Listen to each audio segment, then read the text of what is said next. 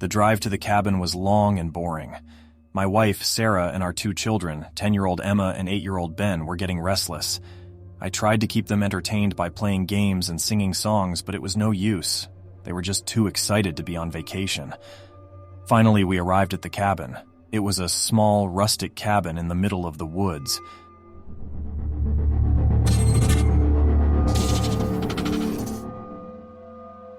The nearest town was miles away. I got out of the car and stretched. "This is going to be a great vacation," I said. "We can hike, fish, swim, and just relax." Sarah smiled.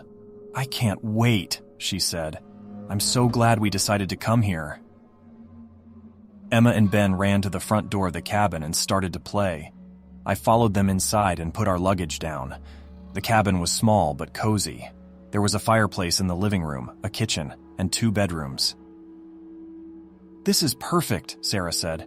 "I can't wait to get settled in." We spent the rest of the day exploring the area around the cabin. We found a beautiful lake to swim in, a forest to hike in, and a few deer grazing in the meadow. It was the perfect place to relax and enjoy the outdoors. The next day, we woke up to a thick fog. It was so thick that we couldn't see more than a few feet in front of us. "I don't like this," Sarah said. "It's too foggy." "It's just a fog," I said. "It'll burn off eventually." But the fog didn't burn off. It got thicker and thicker. We couldn't see anything outside the cabin. We were trapped. That night, we sat around the fireplace and told stories. The fog was so thick that it felt like we were in a different world. The only sound was the crackling of the fire. "I'm scared," Emma said. "It's okay," I said. "We're safe here." But I wasn't sure if I believed that. Something about the fog was making me feel uneasy. In the middle of the night, I woke up to the sound of a noise outside the cabin. It sounded like someone was scratching at the door. I got out of bed and went to the window. I couldn't see anything in the fog, but I could hear the scratching getting louder. I went to the door and opened it a crack. I could see a pair of glowing red eyes in the fog. I slammed the door shut and locked it. "What was that?" Sarah asked. "I don't know," I said, "but it wasn't good." We huddled together in the living room, too scared to sleep. We listened to the scratching at the door and the howling of the wind. We didn't know what was out there, but we knew it was dangerous. The next morning, the fog was still there. We couldn't go outside. We were trapped inside the cabin with whatever was out there. We ran out of food and water after a few days. We were starting to get desperate. We knew we had to find a way to escape.